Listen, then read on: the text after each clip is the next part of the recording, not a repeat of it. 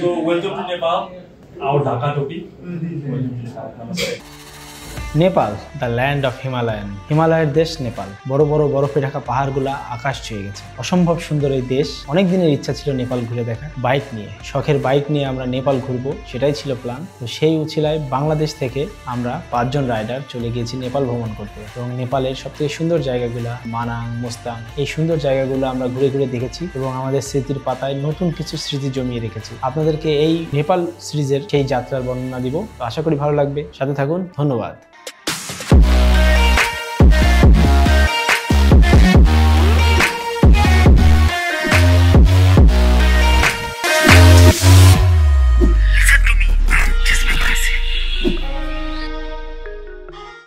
What's up guys, কি অবস্থা সবার? আশা করি সবাই ভালো আছেন। আমি জেস বাইকার হাসিব। আজকে চলে আসছি আপনাদের সাথে আমার নেপাল ট্যুরের গল্প শেয়ার করতে।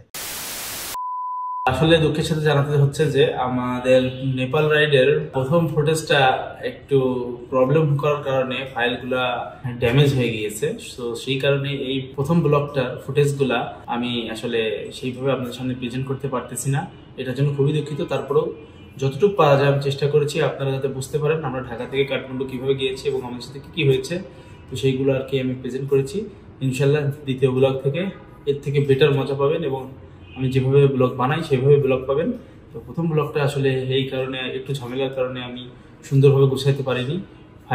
ফাইলগুলো কপি করার সময় ঝামেলা হয়ে গিয়েছে। তো আশা করি সবাই এটা একটু মার্জনার চোখে দেখবেন। ধন্যবাদ আর এনজয় করেন ব্লগটা।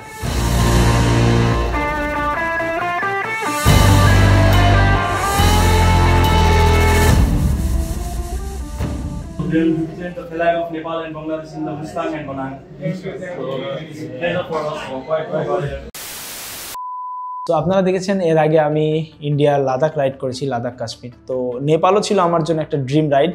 তো অনেক দিনের স্বপ্ন ছিল, অনেক দিন প্ল্যান ছিল যে নেপাল রাইড করব, নেপালে যে বাইক নিয়ে ঘুরবো। সো বাংলাদেশ থেকে যেহেতু নেপালের কোনো বর্ডার নাই, তো আমাদেরকে ফ্লাইটেই নেপালে যাইতে হয়েছে। আমরা সকালবেলা ঘুম থেকে উঠে প্রথমেই বাসা থেকে বের হয়ে যে আমরা ছিলাম মালিবাগ থেকে আমরা একটা সিএনজি নিয়ে নিলাম এবং সিএনজিতে করে আমরা সোজা চলে গিয়েছি এয়ারপোর্ট। সো জ্যামের রাস্তা ঢাকা, সেই পরিচিত জ্যাম ঠেলতে ঠেলতে আমরা এয়ারপোর্টে যে পৌঁছালাম। আধা ঘন্টার মতো সময় লাগলো এয়ারপোর্টে ঢুকলাম। ঢোকার পরে আমরা অপেক্ষা করতেছিলাম।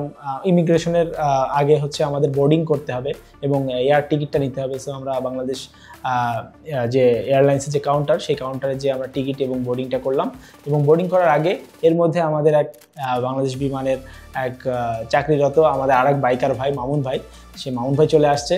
তিনি জানে যে আমরা নেপাল রাইডে যাব, এই কারণে উনি রাতের ডিউটি পরেও উনি আমাদের জন্য অপেক্ষা করছিল।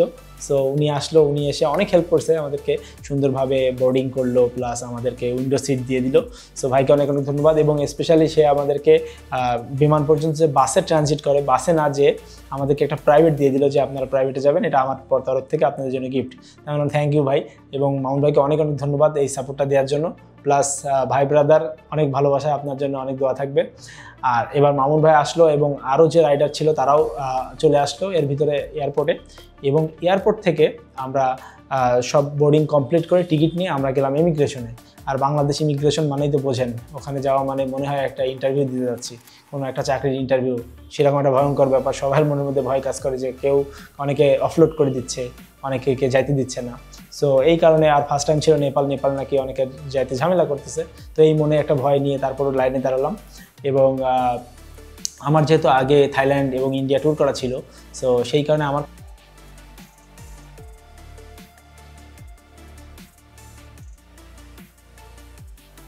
ওর স্টুডেন্ট আইডি কার্ডও নিয়ে আসেনি এবং ব্যাংক স্টেটমেন্টটা নিয়ে এসছে ওর বড় বোনেরটা, ওর ব্যাংক স্টেটমেন্ট নাই। সো এই কারণে একটু ঝামেলা করতেছিল। পরবর্তীতে ওইটাকে আমরা কথা বলে তাদেরকে ট্রাস্ট করায় তারপর ওকে কাটায় বের করে নিয়ে আসলাম।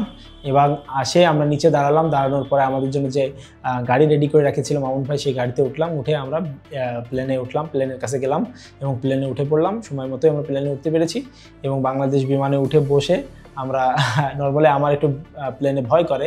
সো এই কারণে মানে বিমানে কেন যাই না আমার ভয় করে, তো এই কারণে ভয় নিয়েই আর কি বসেছিলাম। এর মধ্যেই মোটামুটি বিমান সুন্দরভাবে ফ্লাই করার কিছুক্ষণ পরে আবার নাস্তা আসলো, নাস্তা খেলাম। নাস্তা খাওয়ার পরে নাস্তায় ছিল, দেখেন এই জিনিসগুলো ছিল নাস্তায়, একটা ম্যাঙ্গো বার ছিল, তারপরে কেক ছিল, তারপরে স্যান্ডউইচ ছিল আর পানি টানি ছিল এইগুলা। 1 ঘন্টা যেহেতু ফ্লাইট, বাংলাদেশ থেকে কাঠমান্ডু 1 ঘন্টা 15 মিনিট মতো লাগে ফ্লাইট। সো অনেক সময় জ্যামের কারণে একটু পরে বের হয় অনেক সময়।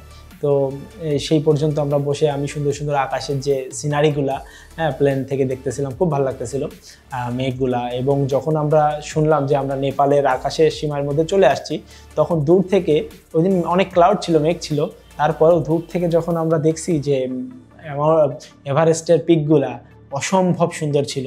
এটা আমার জীবনে দেখা শ্রেষ্ঠ কিছু ভিউ, যা আসলে আপনার সাথে মানে আপনার না দেখলে বুঝতে পারবেন না। দেখেন কি সুন্দর ভিউ স্ক্রিনে দেখতে পাচ্ছেন।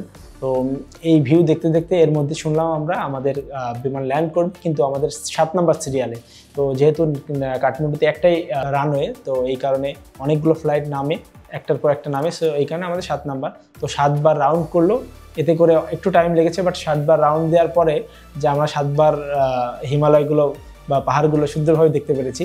তো এরপরে সুন্দরভাবে ফ্লাইটের থেকে নেমে ছোট্ট সুন্দর একটা সিমসাম কাঠমান্ডু এয়ারপোর্ট, সেখানে গেলাম। যাওয়ার পরে ওখানে ইমিগ্রেশনের লাইনে দাঁড়ালাম, খুব স্মুথভাবে ইমিগ্রেশন পার হয়ে গেলাম। অনেক ফরেনার, অনেক বিদেশিরা আসছে ট্রেকিং করে, যারা এভারেস্টে যায়, যারা অন্নপূর্ণা বেস ক্যাম্প ট্রেক করে, এরা আসছে। তো আমরা এইগুলো দেখতে দেখতে আমরা লাইনে দাঁড়ালাম। অনেক বড় সিরিয়াল ছিল, বাট খুব সুন্দরভাবে আমাদের সিরিয়াল, ওখানে খুব স্মুথলি আমাদের অনারেবল ভিসা দিল এবং বললো ওয়েলকাম টু নেপাল। সো আমরা অনারেবল ভিসা নিয়ে আমরা ইমিগ্রেশন ক্রস করলাম, করে আমরা এবার গেলাম ল্যাগেজ নেওয়ার জন্য। আমাদের বিমান থেকে যে ল্যাগেজগুলো আমাদের কালেক্ট করার জন্য ল্যাগেজ কালেক্ট করলাম, করে আমরা এয়ারপোর্টের বাইরে বের হলাম। আর এয়ারপোর্টের বাইরে বের হয়ে দেখি অন্ধকার হয়ে গেছে এবং কাঠমান্ডুতে একটু ঠান্ডা ঠান্ডা ছিল। তো আমরা যে গাড়ির জন্য এয়ারপোর্টে যে গাড়ি বলে রাখি, এয়ারপোর্টে গাড়িতে আপনি যদি যান তো ভাড়া সবসময় ডাবল চায় তারা। তো আমি এই কারণে করেছিলাম কি, আমি ইনড্রাইভ নামের একটা স্ক্রিনে দেখতে পাবেন, ইনড্রাইভ নামের একটা, ইনড্রাইভের মাধ্যমে একটা ট্যাক্সি ডাক দিলাম এবং আমরা 600 টাকায় কাঠমান্ডু থেকে আমরা কাঠমান্ডু যে শহর থামেলে সেই থামেল অঞ্চলে গেলাম। এবং ওখানেই যে পৌঁছানোর পরে আমাদের বাংলাদেশি একটা হোটেলে আমরা উঠলাম, আমাদের বাংলাদেশি মালিকানায়, কক্সবাজারে বাড়ি, সেই কারণে সেই হোটেলের নামও হচ্ছে হোটেল কক্সবাজার। তো আমরা হোটেল কক্সবাজারে যে উঠলাম, ওখানে খাওয়া দাওয়ার মান অনেক ভালো, বাঙালিয়ানা খাওয়া দাওয়া। এই কারণে আমাদের জন্য অনেক ভালো লাগছে জিনিসটা, যে নেপালের খাবারের থেকে আমরা নেপালে যে বাংলাদেশি খাবার পেলাম। এরপরে যে ব্যাপারটা ঘটছে এইটা ছিল আসলে অন্যরকম। আমাদের নেপালের যে বাইকারদের সাথে আমাদের আগে কথা হয়েছিল, সেই আমাদের যে কুন্দন দাদা, সো কুন্দন শর্মা দাদা এবং তার আরও রাইডাররা, তারা এসে আমাদেরকে যে সুন্দর গ্র্যান্ড একটা রিসিভ করছে, এটা আমার জীবনে ভোলার মতো না। So welcome to Nepal. This is from our Dhaka topi. Once again, welcome to Nepal. आपका सफर अच्छा रहे। Thank you, brother. Thank you. Thank you so much. Thank you, brother. Thank you.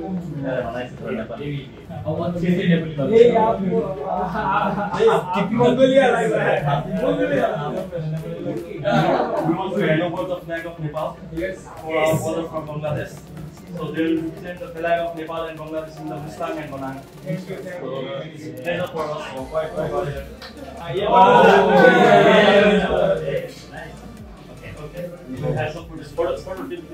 আমি আসলেই গর্বিত যে বাঙালি রাইডার হিসেবে আমরা বাংলাদেশে থেকে নেপাল গেলাম এবং নেপালের রাইডাররা আমাদেরকে এইভাবে গ্র্যান্ড এটা রিসিভ করলো।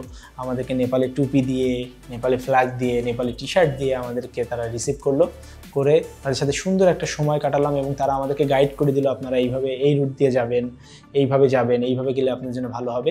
এবং এইগুলো সমস্ত করে ছবি ফটোশ্যুট ভিডিও করে তারপরে আমরা তাদের সাথে সাক্ষাৎ করে মোলাকাত করে তাদেরকে বিদায় দিয়ে দিলাম। এবং রাত্রেবেলা, আর সেদিন ক্লান্ত ছিলাম বিধায় দ্রুত খাওয়া দাওয়া করে নিলাম। রাত্রেবেলা খাওয়া দাওয়া করেছি দেশি পাহাড়ি মুরগি দিয়ে।